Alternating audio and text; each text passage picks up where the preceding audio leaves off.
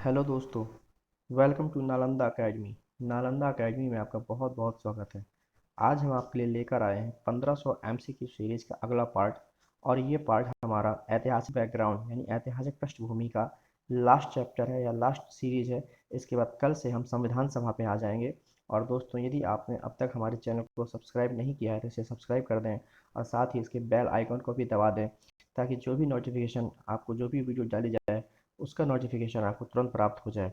तो चलिए आज की वीडियो स्टार्ट करते हैं, जिसमें हमारा पहला क्वेश्चन है, अंतरिम सरकार में जवाहरलाल नेहरू जी के पास कौन कौन से विभाग थे। तो दोस्तों, क्वेश्चन है कि जब अंतरिम सरकार का गठन हुआ था, जब हमारा संविधान सभा बना, उसी समय एक अंतरिम सरकार का गठन भी हुआ था। तो उसमें जवाहरलाल नेहरू जी के पास में कौन कौन से विभाग थे या उनको कौन कौन से विभागों की रिस्पॉन्सिबिलिटी दी गई थी। तो दोस्तों, इसके ऑप्शन है विदेशी मामले, राष्ट्रमंडल मामले, वैज्ञानिक शोध और ऊर्जा विभाग। तो दोस्तों, इसका सही आंसर है थर्ड यानी ए और बी, यानी विदेशी मामलों का और राष्ट्रमंडल मामलों का उन्हें दिया गया था रिस्पॉन्सिबिलिटी, या उनके पास में दिए विभाग थे। विदेशी मामलों का विभाग और राष्ट्रमंडल का मामलों का विभाग उनके पास में थे। ठीक है दोस्तों, चलिए अगले क्वेश्चन की ओर चलते हैं। हमारा अगला क्वेश्चन है, गृह सूचना एवं प्रसारण विभाग किसके पास था। तो दोस्तों, गृह सूचना एवं प्रसारण विभाग हमारे सरदार वल्लभ भाई पटेल जी के पास में था, इसलिए इसका बी आंसर सही है दोस्तों। तो इसका सही आंसर है बी, गृह सूचना प्रसारण विभाग किसके पास था, तो सरदार पटेल जी के पास में था। अगले क्वेश्चन की ओर चलते हैं। अगला क्वेश्चन है, 1946 में गठित अंतरिम सरकार में रक्षा विभाग किसके पास था। जिसमें आपके ऑप्शन है सरदार बलदेव सिंह, सरदार वल्लभ भाई पटेल, जॉन मथाई और सी राजगोपालाचारी। अब देखो दोस्तों, हमें ये तो पता है कि ये तो नहीं होगा, क्योंकि ये तो हो चुका है। अब इनमें से कोई तीन ऑप्शन हो सकते हैं, है ना, या तो जॉन मथाई या सी राजगोपालाचारी या सरदार बलदेव सिंह। तो दोस्तों, अंतरिम सरकार में जो रक्षा विभाग था, जो रक्षा मंत्रालय था, जो रक्षा विभाग था, वो सरदार बलदेव सिंह जी को दिया गया था। तो इसका ए आंसर सही है। चलिए अगले क्वेश्चन की ओर चलते हैं। हमारा अगला क्वेश्चन है, अंतरिम सरकार में लियाकत अली को कौन सा विभाग दिया गया था। वित्त, रक्षा, रेलवे या फिर विधि। तो दोस्तों, लियाकत अली को अंतरिम सरकार में वित्त विभाग या फाइनेंस डिपार्टमेंट दिया गया था। ठीक है दोस्तों, तो इसे याद रखिएगा। अगले क्वेश्चन की ओर चलते हैं। अगला क्वेश्चन है, 1946 में अंतरिम सरकार में सी राजगोपालाचारी को कौन सा विभाग सौंपा गया था। तो दोस्तों, सी राजगोपालाचारी जी को, ये चंद्रशेखर राजगोपालाचारी जी को अंतरिम सरकार में शिक्षा एवं कला का विभाग सौंपा गया था, शिक्षा एवं कला विभाग दिया गया था उन्हें। ठीक है दोस्तों, तो दोस्तों याद कर लेना है, क्योंकि ये क्वेश्चन कई बार सीधे सीधे डायरेक्टली पुटअप कर दिए जाते हैं कि किसके पास कौन सा विभाग था या कौन सा मंत्रालय था अंतरिम सरकार में या स्वतंत्र भारत की पहली सरकार में। दोनों को मैं भी आज बताऊंगा इस वीडियो में आपको, जो इंपॉर्टेंट मंत्रालय या विभाग हैं, तो उनको आपको जरूर अच्छे से याद कर लेना है। चलिए अगले क्वेश्चन पे चलते हैं। हमारा अगला क्वेश्चन है, बंगाल का विभाजन कब हुआ था। दोस्तों, सबको पता है कि बंगाल का विभाजन कब हुआ। बंगाल का विभाजन हुआ 1905 में। ठीक है दोस्तों, कब हुआ था, 1905 में। अच्छा, बंगाल का विभाजन किसने कराया था, ये आपको मुझे कमेंट करके बताना है कि बंगाल का विभाजन किसके शासनकाल में हुआ था। उस समय भारत का वायसराय कौन था जब बंगाल का विभाजन हुआ। और बंगाल का विभाजन होने के बाद बंगाल को दो भागों में बांट दिया गया था। जो हमारा बंगाल था दो भागों में बांट दिया था। ठीक है, ये हमारा कहलाया पूर्वी बंगाल और ये कहलाया पश्चिमी बंगाल। ये पूर्वी बंगाल आज़ादी के बाद पाकिस्तान के साथ हो गया था, या ये पाकिस्तान के पास चला गया था, क्योंकि यहाँ पे मुस्लिम बहुल आबादी थी। कैसी थी दोस्तों, मुस्लिम बहुल आबादी, और यहाँ बंगाली और बिहारी लोग रहते थे, तो ये हिंदुस्तान के पास में था। और इसी मुस्लिम बहुल आबादी वाले पूर्वी पाकिस्तान को यहाँ इसे आज़ाद करवा के 1971 में इसे आज़ाद करवा के इंदिरा गांधी जी ने इसे आज़ाद करवाया, और इसके बाद इसे नाम दिया गया बांग्लादेश। क्या नाम दिया गया दोस्तों, बांग्लादेश। आज ये बांग्लादेश के नाम से जाना जाता है, और इसकी राजधानी क्या है, ढाका।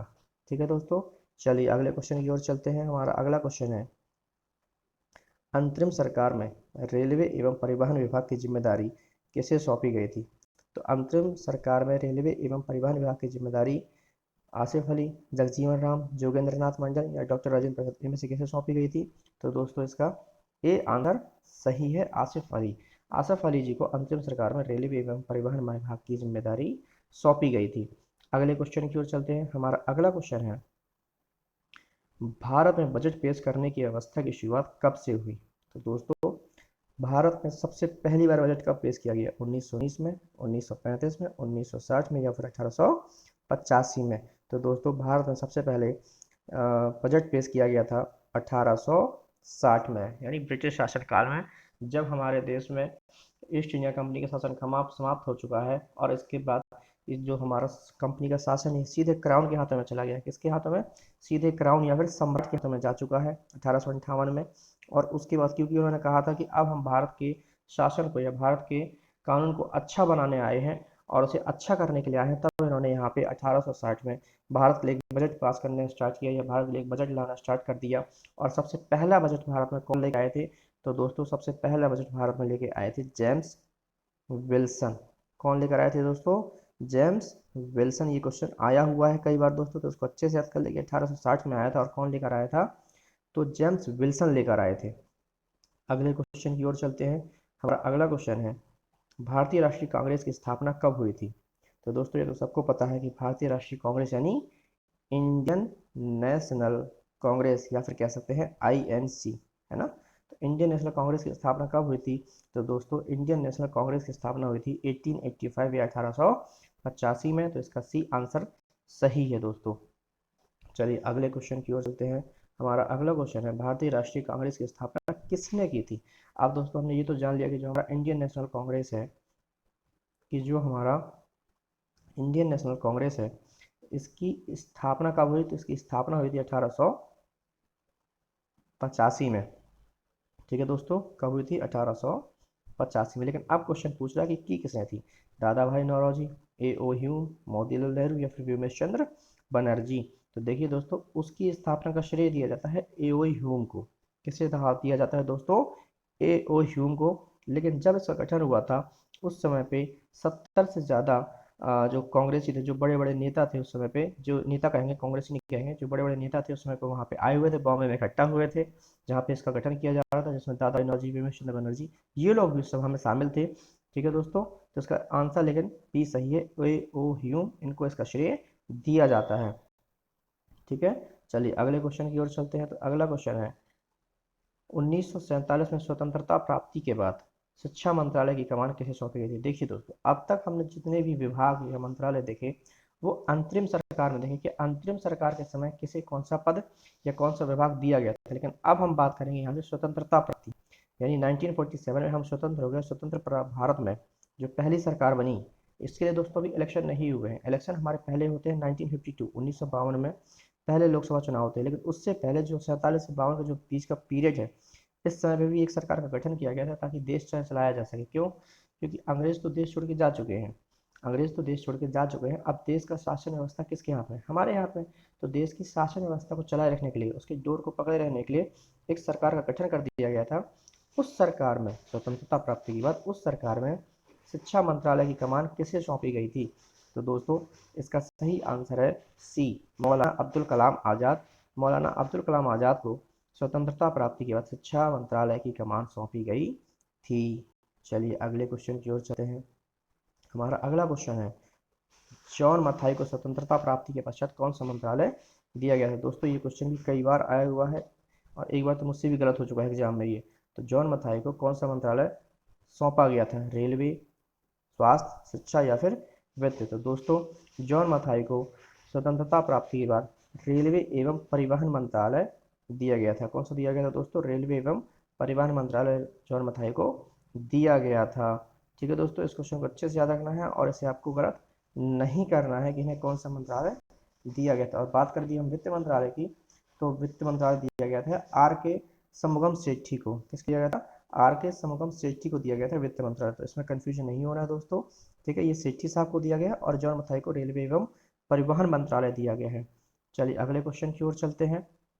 हमारा अगला क्वेश्चन है, स्वतंत्रता प्राप्ति के पश्चात पहले रक्षा मंत्री कौन थे? दोस्तों, इसमें ऑप्शन है आपके एच डी भाभा, ठीक है, डॉक्टर राजेंद्र प्रसाद, सरदार वल्लभ सिंह और इनमें से कोई नहीं। तो इसका सही आंसर है दोस्तों सरदार वल्लभ सिंह। सरदार वल्लभ सिंह जी को स्वतंत्रता प्राप्ति के पश्चात पहला रक्षा मंत्री बनाया गया था। ठीक है दोस्तों, पहला रक्षा मंत्री बनाया गया था स्वतंत्रता प्राप्ति के बाद सरदार बलदेव सिंह को।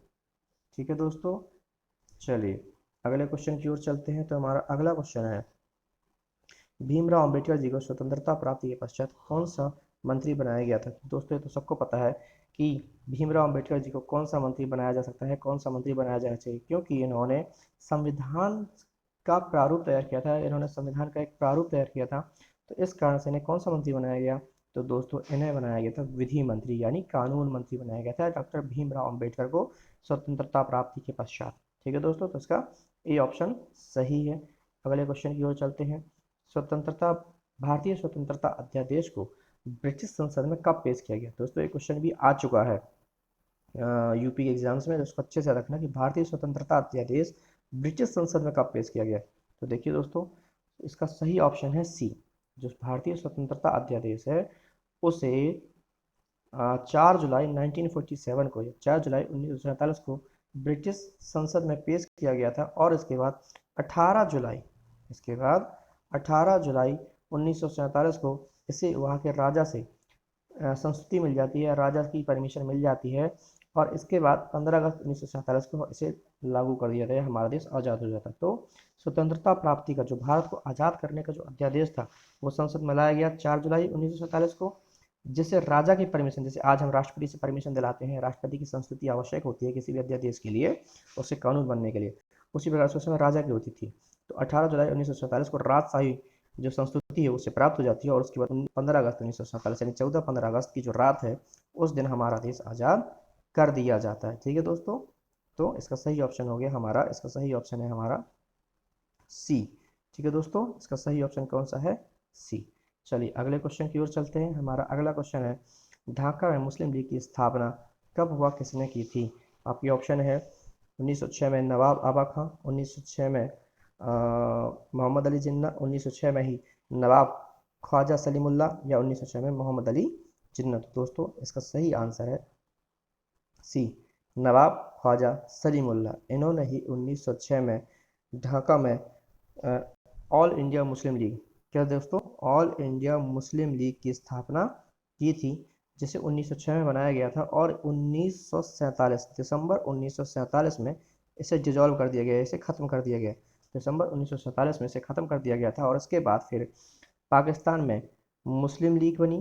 पाकिस्तान में कौन सी दोस्तों, पाकिस्तान में मुस्लिम लीग का गठन हुआ, पाकिस्तान में मुस्लिम लीग का गठन हुआ।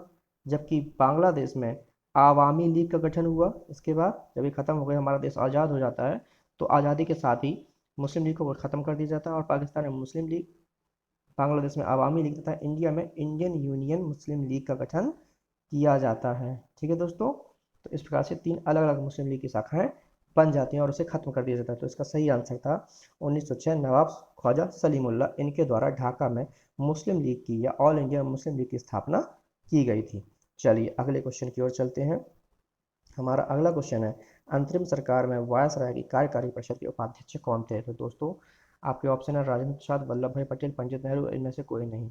तो हमारे अंतरिम सरकार में वायसराय की कार्यकारी परिषद में उपाध्यक्ष का पद पंडित नेहरू जी को, या पंडित जवाहरलाल नेहरू जी को प्रदान किया गया था। उसके अध्यक्ष कौन थे, तो अध्यक्ष अभी भी वायसराय यानी लॉर्ड माउंटबेटन ही थे, और उपाध्यक्ष का पद दिया गया था पंडित नेहरू को। और बाकी जो सदस्य थे परिषद के, जो परिषद के कुछ सदस्य थे और कुछ अन्य लोगों को, इनको वो सारे विभाग सौंप दिए गए थे। समझ आया दोस्तों। तो हुआ क्या कि जो अध्यक्ष था, अध्यक्ष कौन था, वायसराय, उपाध्यक्ष कौन बनाया गया, पंडित नेहरू को। और जो परिषद के अध्यक्ष, जो परिषद के और सदस्य थे, उन लोगों को क्या दे दिया गया, उन लोगों को आदर्श विभाग दे दिए गए, जो मैंने अभी आपको पहले पढ़ा चुका हूँ, शुरुआत से ही पढ़ा जो मैंने, उनको विभाग दिए गए। तो इस प्रकार से इनका डिवाइडेशन किया गया था। तो इसका सही ऑप्शन है पंडित नेहरू। चलिए अगले क्वेश्चन की ओर चलते हैं। हमारा अगला क्वेश्चन है, साइमन गो बैक या साइमन वापस जाओ का नारा किसने दिया था। इसी को दोस्तों साइमन गो बैक भी बोलते हैं। क्या बोलते हैं, साइमन गो बैक। ठीक है, साइमन वापस जाओ, इसका नारा किसने दिया था। तो आपके ऑप्शन है लाला लाजपत राय, बाल गंगाधर तिलक, यूसुफ मेहर अली, राजाराम मोहन राय। तो दोस्तों इसमें आपका सही ऑप्शन है सी, यूसुफ मेहर अली। इन्होंने सबसे पहले इसका नारा दिया था, किसका, साइमन गो बैक या साइमन भारत वापस जाओ। तो साइमन गो बैक का नारा दिया गया था यूसुफ मेहर अली के द्वारा।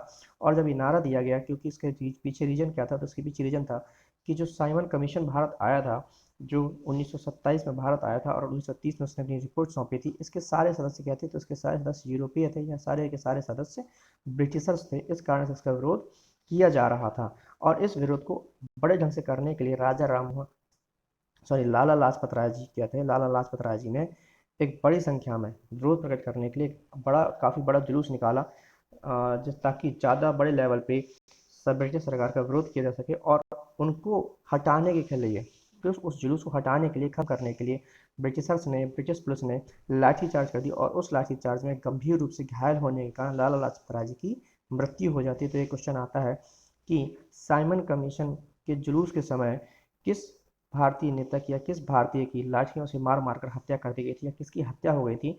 तो उसका सही आंसर होगा दोस्तों लाला लाजपत राय। किसकी हत्या हो गई थी? लाला लाजपत राय जी की लाठियों से मार मार के हत्या कर दी गई थी या इनकी हत्या हो गई थी। तो इसका ऑप्शन ऑप्शन है ए सही। ठीक है, यदि ऐसा क्वेश्चन आता है तो इसलिए क्वेश्चन आया हुआ है, तो इसे भी दोस्तों याद रखिएगा। चलिए अगले क्वेश्चन की ओर चलते हैं। हमारा अगला क्वेश्चन है नीरो फिडल वाइल रोम बर्न, ये कथन किसके लिए कहा गया है? दोस्तों देखिए, नीरो क्या है? ये रोम का एक राजा था, ठीक है, जो अयास कह सकते हैं, जिससे अपनी प्रजा से कोई फर्क नहीं पड़ता था, कोई मतलब नहीं रहता था। ठीक है, तो जब रोम जल रहा था, इसके लिए कहा जाता है कि जब रोम जल रहा था तब नीरो बांसुरी बजा रहा था। ये नीरो एक वाद्य यंत्र बजा रहा था। ठीक है, क्यों? कि रोम भूखमरी से, रोम में जल रहा है, रोम में भूखमरी है, भ्रष्टाचार सब कुछ है, तो रोम जल रहा है, लेकिन नीरो को उससे कोई फर्क नहीं पड़ता, वो अपनी बांसुरी बजाने में आनंद ले रहा था और अपने अंदर बजा हुआ था। तो यही बात किसके लिए कही जाती है? इंडिया के संदर्भ में या इंडियन कॉन्टेक्स्ट में ये बात किसके लिए कही जाती है? तो दोस्तों इंडिया के संदर्भ में ये बात कही जाती है लॉर्ड लिटन के लिए। अब क्यों कही जाती है? तो इसका हमारा बी आंसर सही है, लॉर्ड लिटन। ठीक है, लॉर्ड कर्जन के लिए भी नहीं था, लॉर्ड विलिंगटन के लिए भी नहीं था, और ये तो चलो गलत है ही, तो इसका बी आंसर सही है। अब क्यों कही जाती है? तो दोस्तों आपको पता होगा कि 1850 से लेकर, आप मान लीजिए 55 से लेकर 75 के आसपास में हमारे देश में बहुत बड़ा अकाल पड़ा था, बहुत ज़्यादा बड़ा अकाल पड़ा था, जिसमें लगभग लगभग 55 लाख लोगों की मृत्यु हो गई थी। कितने लोगों की मृत्यु हो गई थी लोगों? 55 लाख लोगों की दोस्तों मृत्यु हो चुकी थी उस समय पे, इतना ज़्यादा बड़ा अकाल पड़ा था। और उसी समय लॉर्ड लिटन ने दिल्ली दरबार का आयोजन किया। किसका? दिल्ली दरबार का आयोजन किया, जिसमें पैसा को पानी की तरह बहाया जा रहा था। इतना भव्य आयोजन हुआ था उस समय के हिसाब से दोस्तों कि देखने लायक था। जिन लोगों ने देखा उन्होंने कहा, इसके बारे में कहते हैं कि इतना भव्य आयोजन हुआ था जिसकी कोई सीमा नहीं थी। और उसी समय जब एक तरफ लोगों के पास खाने को खाना नहीं है, खाने को अन्न नहीं है, भोजन नहीं है, और लोग भूख से मर रहे हैं, और इतने ज़्यादा लोग, 55 लाख लोग तब मर गए थे, उसी समय ये क्या कर रहा है? ये दिल्ली दरबार का आयोजन कर रहा है। मतलब लोग यहाँ, पूरा इंडिया जल रहा है और ये अपनी बांसुरी बजा रहा है, इसको कह सकते हैं। तो इसलिए लॉर्ड लिटन के लिए कथन कहा जाता है कि नीरो फिडल वाइल रोम बर्न, यानी कि यहाँ लोगों के पास खाना खाने को नहीं है, भोजन नहीं है, अन्न नहीं है, और आप ऐसे भव्य दिल्ली दरबार का आयोजन कर रहे हैं। कब हुआ था? तो ये 1877 में दिल्ली दरबार का आयोजन किया गया था। किसने किया था? लॉर्ड लिटन ने किया था। किसके लिए किया था? तो ये महारानी विक्टोरिया के लिए किया गया था। महारानी विक्टोरिया खुद यहाँ पे नहीं आई थी दिल्ली दरबार में, बल्कि इनका एक लेटर आया था और उस लेटर को लॉर्ड लिटन ने ही पब्लिक के सामने पढ़ा था। ठीक है दोस्तों, तो ये आंसर याद रखिएगा। चलिए, तो आज के लिए दोस्तों इतना ही। अब हम कल से एक नया चैप्टर संविधान सभा स्टार्ट करने जा रहे हैं, और संविधान सभा से जितने भी महत्वपूर्ण प्रश्न होंगे वो सारे क्वेश्चन हम आपके सामने लेकर आएंगे, और हमारा पूरा प्रयास रहेगा कि आपको ज़्यादा से ज़्यादा डिटेल में अच्छे से अच्छे तरीके से हर क्वेश्चन का सॉल्व करवाएं, और आपको सारे इंपॉर्टेंट क्वेश्चन यहीं इसी सीरीज में मिल जाए, ताकि आपको क्वालिटी के लिए कहीं और जाने की जरूरत ना पड़े। साथ ही दोस्तों, यदि आपने अब तक हमारे चैनल को सब्सक्राइब नहीं किया तो इसे सब्सक्राइब कर दें, बेल आइकन दबा दें, तथा इसे अपने दोस्तों के साथ में सारे चैनल्स पे, जैसे इंस्टाग्राम, टैली आदि पे शेयर करें। और दोस्तों इसकी पीडीएफ आपको हमारे टेलीग्राम चैनल पे मिल जाएगी, जिसकी लिंक मैंने आपको वीडियो के नीचे दे दी है। साथ ही शुक्ला सर, योगेश सर की वीडियो भी आ रही हैं, उन्हें भी आप डेली बेसिस पे देखिए, जिससे आपकी घर बैठे तैयारी होती रहेगी और आपको कहीं जाने की ज़रूरत नहीं है दोस्तों। और जैसे वैसे भी ये माहौल ऐसा है इस समय पे कि आप कहीं भी बाहर ना निकलें, घर के अंदर रहें, अपना और अपने परिवार का ख्याल रखें। आवश्यकता पड़ने पर ही बाहर जाएं, लेकिन जब बाहर जाएं तो मास्क और सैनिटाइजर लेकर ही जाएं दोस्तों। तो अपना ख्याल रखें।